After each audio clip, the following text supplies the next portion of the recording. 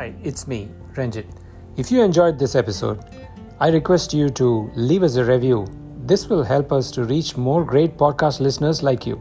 Thank you.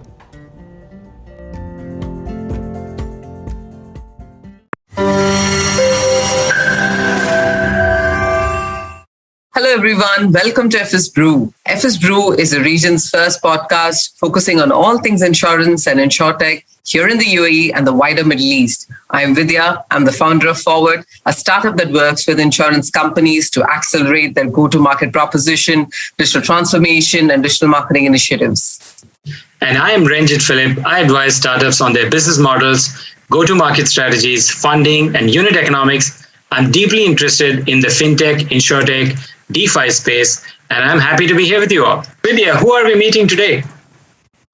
Today, we get into the world of data with Varghese Skariah, the regional head of data in RSA Middle East. Now, Varghese has been working with RSA for past 14 years across various geographies. He started his career as an actuarial analyst and rapidly rose to his current position as regional head of data. He has an MBA from University of Chicago Booth and Bachelor of Arts in Mathematics Honors from Delhi University. Varghese, welcome to FS Brew. It is so good to have you with us. Welcome, Thank you Varghese. so much. Thank you, Vidya. Thanks, Renjit. It's a pleasure to be here. Awesome. Very good. I'm going to kickstart.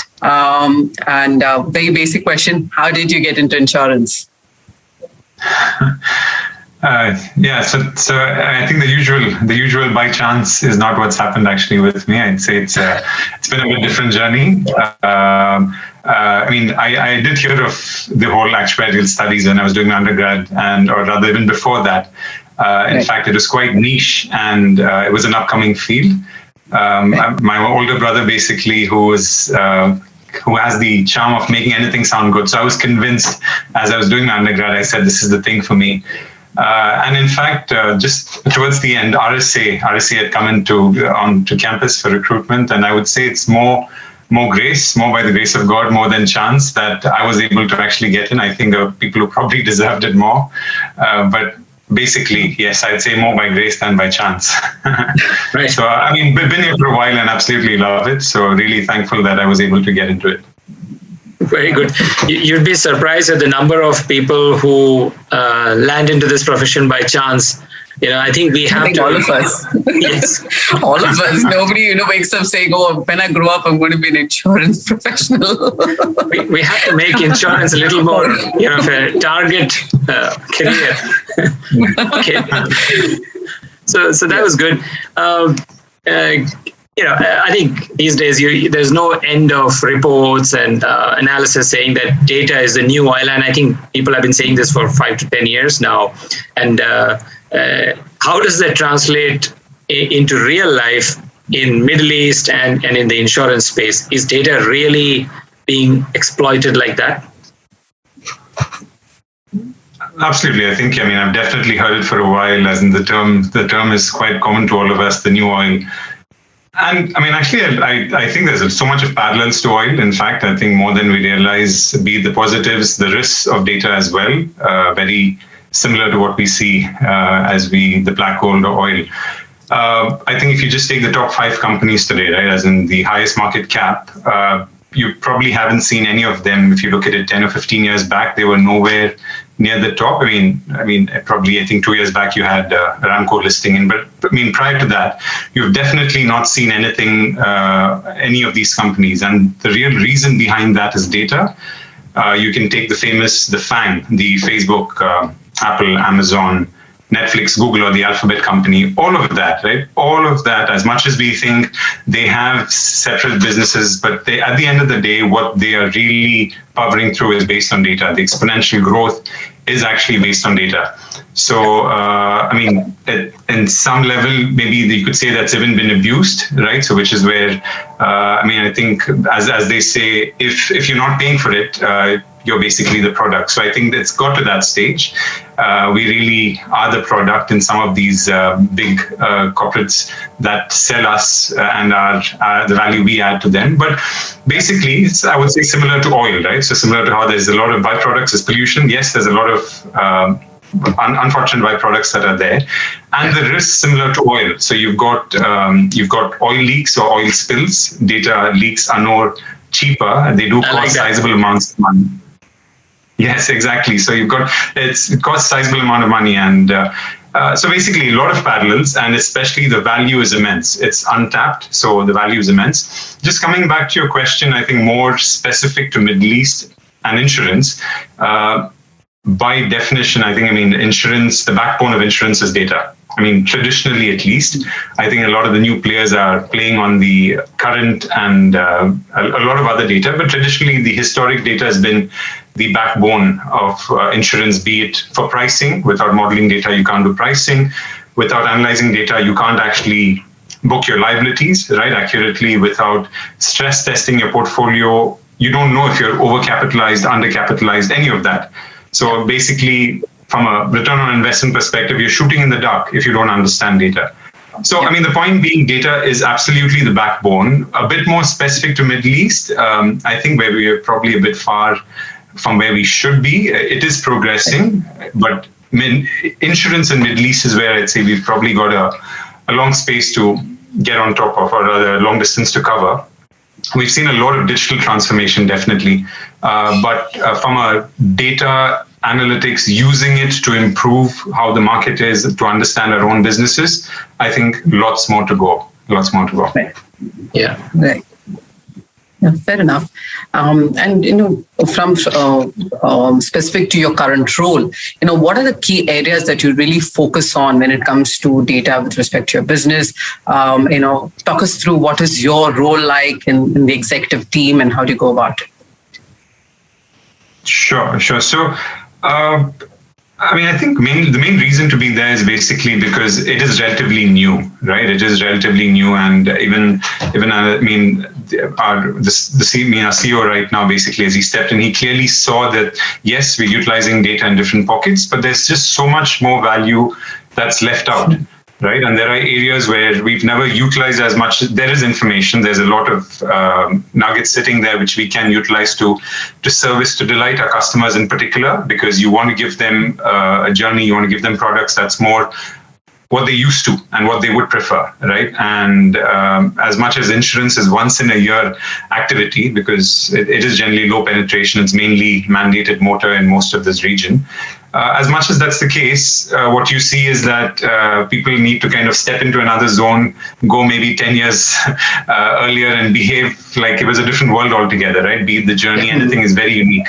So, using all of the data that we see outside as well to try and service our customers better is something that was critical, along with understanding claims, the garage relationships, all of that.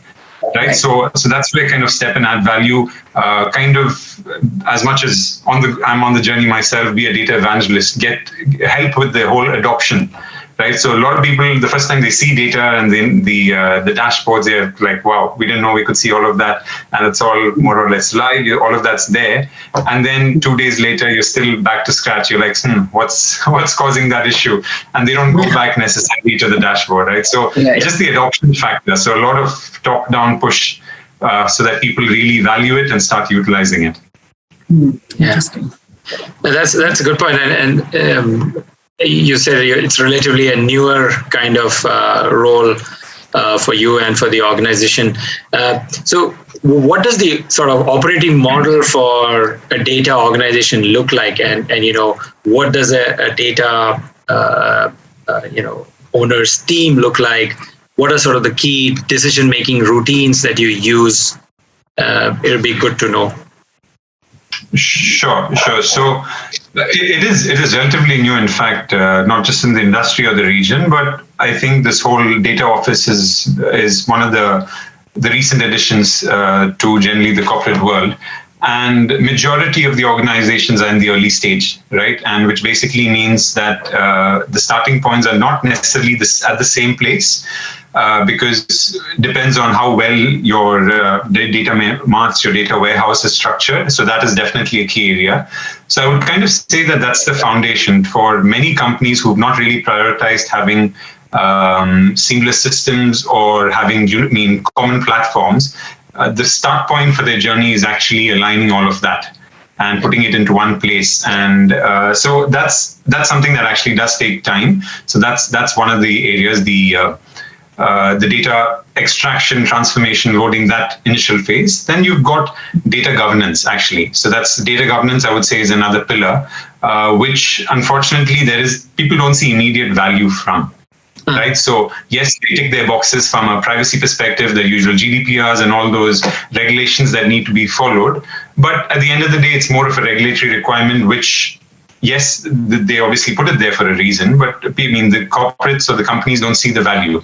Yeah. Over time, what we've seen, especially across our other offices and globally, and even now what we're trying to utilize here is that the moment anyone really wants to step up their game on data, right? So everyone talks about AI and using machine learning for improving how things work and on the journeys and all of that. The moment they want to do that, what they realize is that without having a robust governance in place, right? Without having understanding your data lineage, understanding your critical data elements and all of that, you are actually in a bad space. And so that actually is causing a lot of push for people to get into data governance. Yeah. So that is a very critical pillar, and that's something we're focusing on as well. It is, again, early, but yes, that's something we're taking up. And I'd say the other one is analytics. That's what people really want. That's where people see the value. You're looking at dashboards, you're looking at KPIs on a live basis, you're making changes and tracking how that looks. All of that. So these are, I'd say, the three main pillars. We definitely believe there's a lot of value in the big data side or the real data science on deep learning and AI and all of that. But I think it is something that will really be the next step. And even as we explore it, I would say the focus is, and for most companies, would be in these three pillars. Got it. Interesting. I mean, it just flows into a follow-up question. So if you have to look at it from an industry perspective, where do you think the insurance industry lies on a maturity curve in terms of scale of usage and exploitation of data? And you did a light touch of that anyways. But let's say reporting is level 0 and use of AI is level 5. Where do you think, as an industry, where are we specific to this region?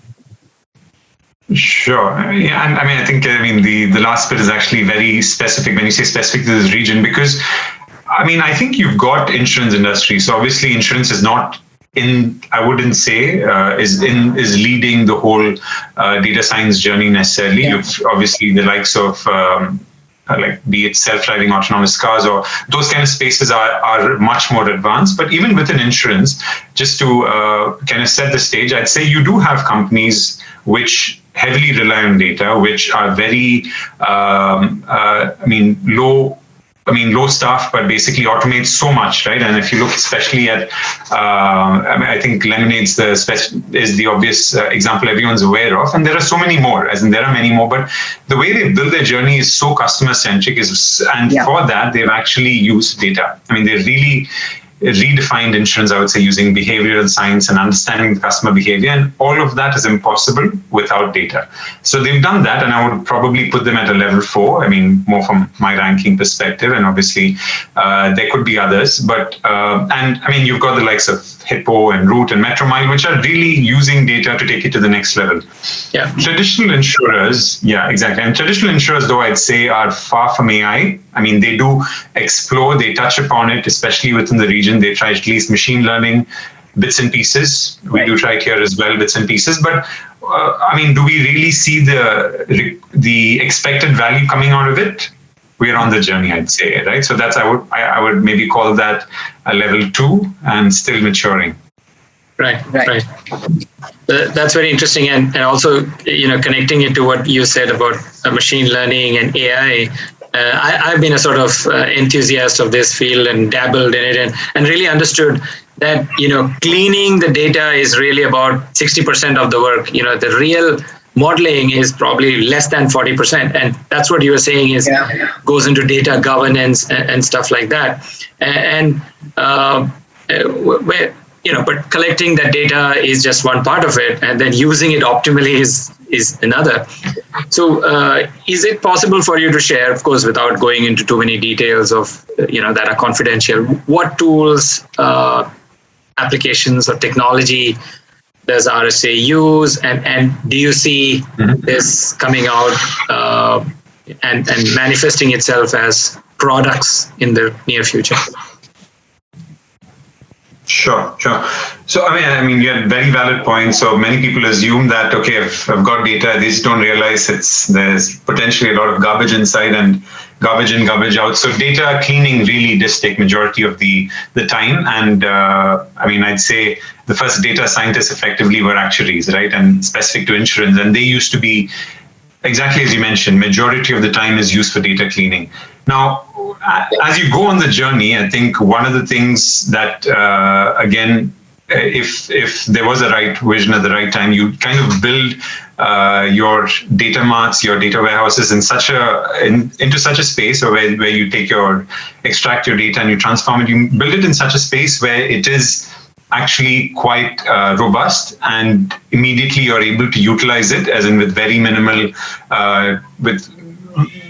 effort, right? And I would say that, I mean, I was actually blessed where I was kind of handed on by by the company's chief technology officer, and he and the team basically was able to actually build that gradually over time. The vision was there, and they do have something in place where it is quite seamless for us to take and with minimal effort, try and transform it and make it into powerful dashboards, powerful KPIs, which can be tracked, can be utilized, right? So just from a tools perspective, the one I'd be a bit more comfortable to discuss as well is actually ClickView or ClickSense, which we've seen as a very powerful dashboarding and slice and dice tool. I think all of them are pretty good. We've briefly explored a couple of the others. There's Power BI, there's Tableau. I mean, just specific to the one we use, Click, which we've seen that even as the rest of the team, the senior management, the managers, even at an operational level, when people look at it, they just amazed as to it's weeks of work, I would say, right? Every time you want to look up something, you're extracting data. Even maybe you've got a bit of your own cleaning template and all of that happens, but then midweek you've cleaned it, and by probably a day before the end of the week, you're looking at finally some information, and then someone comes up with the next question. So what about this? And you're kind of getting on to another week before you find out that answer. Whereas what we've seen actually is we're just getting in. I mean, from that, we've been able to get into meetings, everyone sitting together, be it virtually or physically. We're sitting together, looking at dashboards, and actually taking actions within the span of an hour. Right? And these are possibly things that could take over an hour or two. I mean, over a week or two easily earlier. So slice and dice is very powerful. So I would say, this is definitely one of the tools that's there that we're currently using. Yeah, I think I kind of ClickView and Tableau, we implemented this in our past sort of companies, and they're phenomenally powerful. But it all depends on having a great data warehouse structure under it. And that's the hard work that you mentioned that your technology team did before. Yeah, Vidya? Yeah, no, and the one point that you brought out earlier was the whole idea of having this data is ultimately to deliver a great customer experience, right? So it's not about just having data for the sake of it. It looks great, it looks pretty, and it makes a great graph. But ideally, how do you start to utilize that into the customer journey? Can you give us some examples of some specific outputs that RSA has come out with, whether it's a new product or a proposition or a journey, as a result of having used that data intelligence really well, at least the process of it? So, I mean, you invariably end up as we kind of in the process of the teams building dashboards and you're looking at things, you actually find nuggets which you didn't even expect, right? As in you're kind of, I mean, just as one of the examples I'd say is we're kind of understanding our customer renewal behavior, how we can help them help retain better and things like that. And I would say one of the byproducts basically is we're able to, and something once you identified, you're like, it's an obvious one to fix and it's an obvious one to look at. But one of the byproducts is basically we have an understanding of, based on a few demographics, right? Based on maybe the age, based on the value of the vehicle, specific to motor, you kind of understand when they are more likely to renew. As in, so all of a sudden you've got a team who's like basically calling back customers at a standard point of time, right? So renewal date minus maybe 45 days or 30, whatever that practice could be. From that, you really see that actually there's no value in calling this set of people then because they've already renewed it. Whereas you've got another set of people who are actually renewing much later towards the policy expiry. So those kind of small differences absolutely help optimize the journey, the effectiveness of the team itself. So that's just one of the examples, I'd say. But even during the pandemic itself, what we could see clearly was we kind of try and look at what's that. What is the mix of customers we're looking at? Make sure we're pricing it proximate to market, things like that. One of the things is we saw a spike in the number of new cars being bought by younger drivers, right? So that's again that comes out through the data that's there, and clearly what you could identify from that was that yes, these are possibly, as we're aware, the likes of people who are using maybe e-cars and U-drives, the ones who only normally used to rent a car, but given the COVID pandemic that's there, they want to have their own space and all of that, so they decide that maybe I need to get out and buy my own car, right? And it's interesting though. Generic car sales definitely dropped in that 3 to 4 months, like sharp. We could see that within that space, all of a sudden, there's a small segment that's coming up. So these are all insights that you kind of, you get after you look at it, spend some time on it. And obviously, as I mentioned earlier, the whole journey, looking at the team right now is to help the entire organization see the value in spending time and looking at this, and not just finding answers, but just spending time exploring it.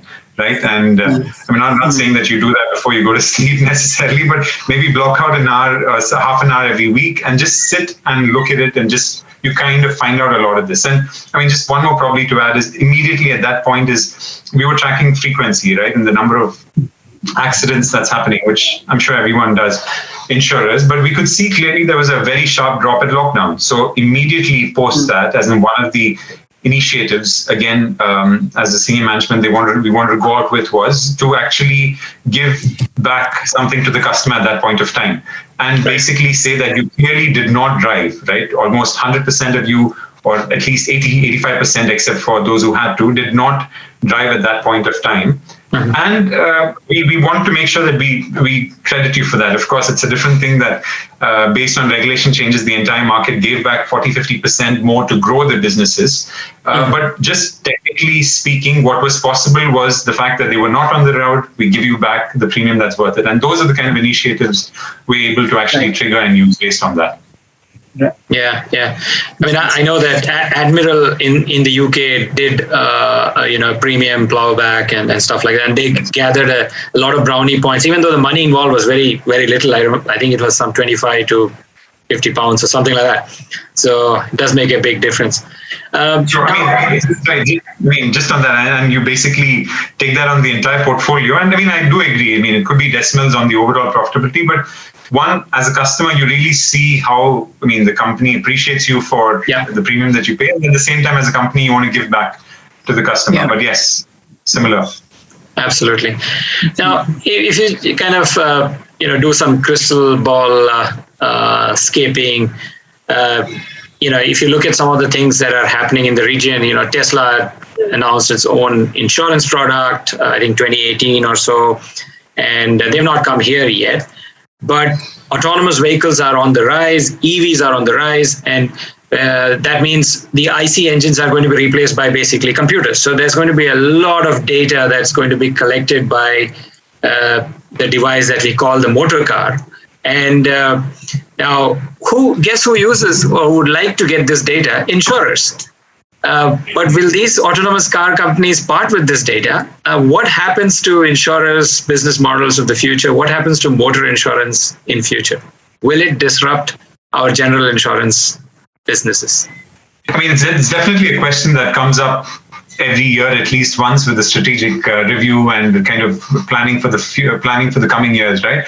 As in, what is the risk of this happening? And we know I think everyone generally knows it's not immediate, but is it 3, is it 5, or potentially definitely maybe 7 to 10 years before the end of this decade? It is definitely something that's around the corner, right? And as you said, as much as the electric, it's mainly the amount of data they're gathering and how the self-driving or the autonomous feature of the car that really will help the industry understand so much more. And similar to the journey we've gone with our phones, where we've actually used it just for making calls to I don't know if anyone makes calls anymore. So from that, we're going to have a similar journey. Yeah. We're going to go on a similar journey with the cars, where you literally used to, there was so much of it into driving, the experience, the time that it takes and all of that. So it's going to change the landscape completely, absolutely. And for an insurer, there's an immediate impact, because the question really is, who's at fault, right? God forbid, if there was an accident, who's at fault? And is it going to be the insurer? Is it going to be the manufacturer who pays? Because the chip, as you said, it's either it's an AI company who's built the chip more than even the manufacturer of the vehicle itself, or is it the consumer who may or might not have, he or she might or might not have touched the steering wheel at that point? So there's definitely a lot of debate, and I think we will have to find out as it rolls out. But I'd say the main point is that what is it achieving? I mean, we know for a fact that the number of deaths to start with will drop significantly, right? The number of road accident deaths will drop significantly. I think it's more than 1.5 or close to 1.5 million deaths a year. I mean, we don't realize just the road accidents can be such a, I mean, we hear the stats on COVID, which of course is sizable, but I'm saying just compare that with every single year we're looking at 1 to 1.5 million deaths. It's a sizable number. And these are the kind of numbers that will start dropping as a majority of the cars get autonomous. So it won't be on day one when you see 5 or 10% penetration. And that is a huge win, as in I think all of us generally work towards all these kind of activities. And yes, there is an impact on insurance. So what we then understand is, yes, the ticket size reduces for sure. And as the ticket size reduces, there's lesser repairs, there's lesser accidents, and that has knock-on impacts on various industries. What we then model is that data, right? So there is still a need for insurance. It might be more at the manufacturer level that we need to explore it. Yeah. So I think it just kind of shifts bases. Yes, there's a lot more dependency on where these manufacturers or the AI companies are based and the relationships with them. And absolutely, as you said, there's a significant impact on the global general insurance portfolio that we're looking at, because even in the region, it's, I mean, I would say the biggest, right? From a non-health perspective, it is the biggest portfolio that we see. That's right. Definitely, we should be bracing for some of this to come through in the near future. So bracing for impact from autonomous vehicles. Exactly. Wear your seatbelts. All right. Staying to motor insurance itself, Varghese, one insurance product that has perhaps used data better than the rest is motor insurance. And in your previous role as an underwriter, you've seen the changes the industry has gone through in this region, in the UAE, moving from static pricing to dynamic pricing, market playing the whole price game. What do you think is the future business model for motor insurers in the UAE? And you did have a light touch of it in the previous question, but what do you think is the sort of going forward business model, considering several established players, aggregators, brokers who are now turning into aggregators, insurtechs are all playing in the same space? Views? Yeah. So I think, like you brought up, I think there's been quite a bit of a journey in the last few years, especially I think it was 2017, if I remember right, when the regulations came about. Right, so there was a new policy and unified policy in place specific in UAE, and we had the following year they basically had minimum premiums, they discount. So there's been quite a bit of a journey that's happened from a regulatory perspective, which is always great. It ideally helps stabilize the market and cuts out the not so good activity that normally could happen with price wars. But what we've also then seen over time is the entrance of a lot of these players, as you rightly mentioned.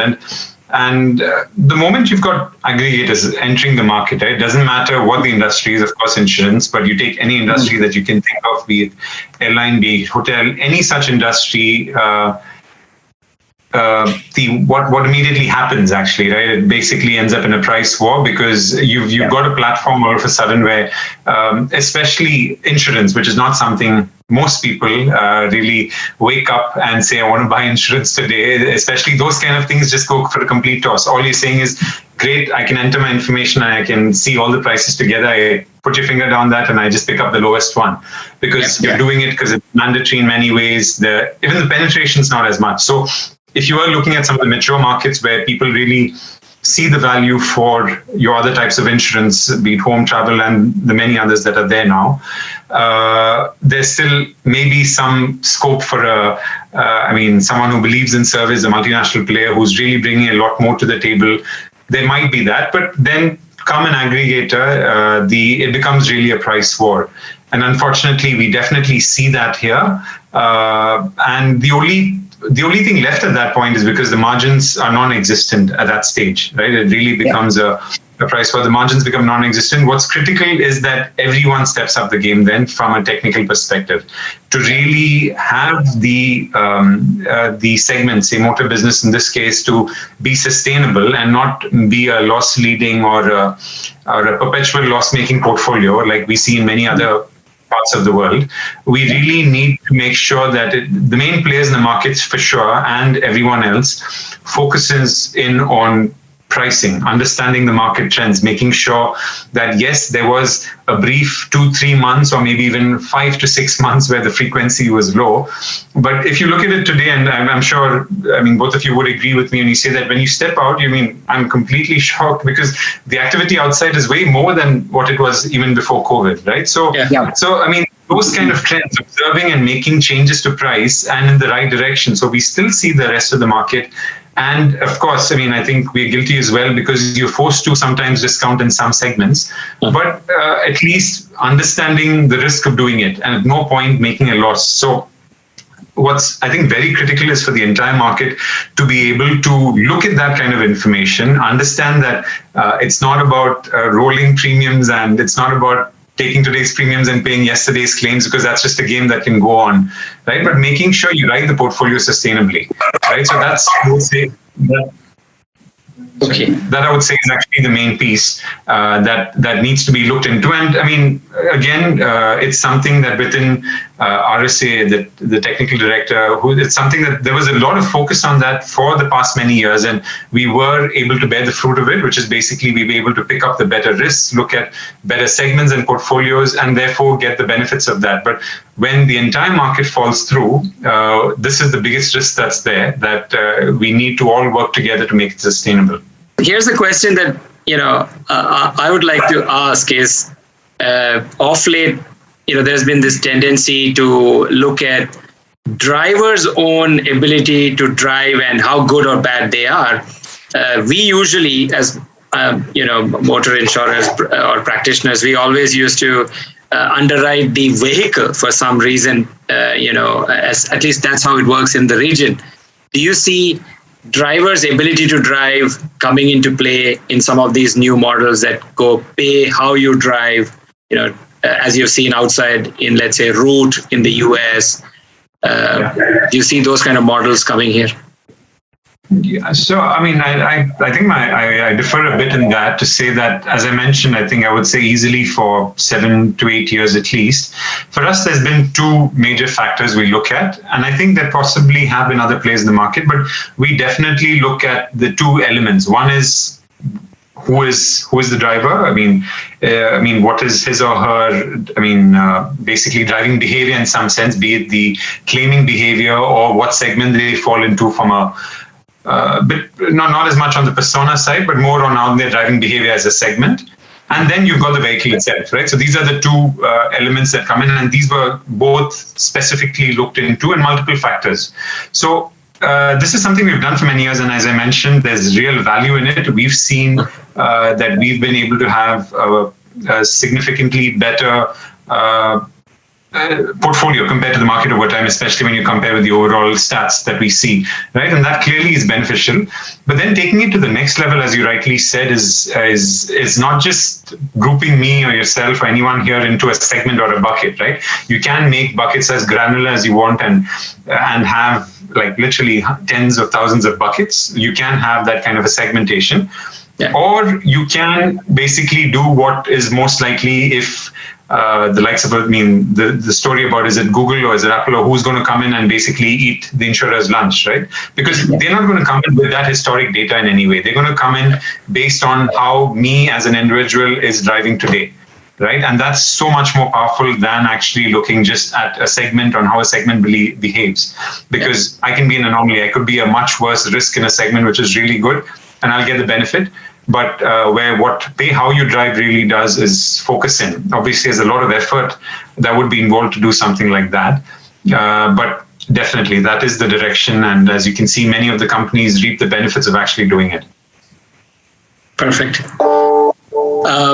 Before we end, this is a question that we generally ask our guests: is there a message and a positive message that you would like to send to anyone in the insurance industry? And generally, it's outside of your company, RSA. It could be a personal message or a business one. What would you transmit? Have a go. Sure. Yeah, I mean, I'm focusing on positive. You said it needs to be a positive message. But so, I mean, I'm kind of continuing to flow from the previous question that you had, where, I mean, I think we as a market as a whole, right, we really need to, and all of us including RSA, I think we need to work together to make sure we are able to, one, service the customer how they should be serviced, give them a journey that they're used to, where it's a lot more seamless, it's a lot more user-friendly, it's not a painful journey necessarily, where, I mean, unfortunately, many times, first thought when people have to claim on insurance is, how do I make sure I get the claim, as opposed to the company kind of saying no to me, right? That's many times the expectation people have. So kind of changing that completely, and also at the same time making sure it's done sustainably. I think that's a really critical piece. Just building on having that robust pricing to start with. And even if it's basic level, I think there's a lot of things that will stand out to a lot of the companies, which is basic segments. I mean, one of the things we do is, as much as the prices have gone down across the board, we try and focus in on segments where we can do it. I mean, some areas we can't do it, so we're forced to keep the prices higher, because obviously we're responsible to shareholders as well, and we can't be writing business at a loss. Whereas what we do is, the areas we focus in and actually be able to reduce the prices there. And like I mentioned, with the dashboards, the analytics in place, we see the immediate impact, and if it's good or bad, we pull out the following day. Right, so that's the kind of activity we have. If we are able to all, as a community together, kind of build on that journey, get into understanding our customers, understanding the market dynamics, the claim frequency trends, the traffic trends, these are all useful pieces. So I don't mean to further evangelize data here, but but I think there is definite value for all of us to get on board. So it's a blanket message to all the technical directors out there, is it? So just step up and be fair. I think there's definite value for all of us in that. Okay, fair enough. Yeah. Thank you. Sounds good. Thank you so much for your time, Varghese. It was wonderful to have a chat with you on all things data and more. Yeah, absolutely. I enjoyed this. I enjoyed this immensely. Wish you all the best as well. Thank you. Thank you very much. Thank you.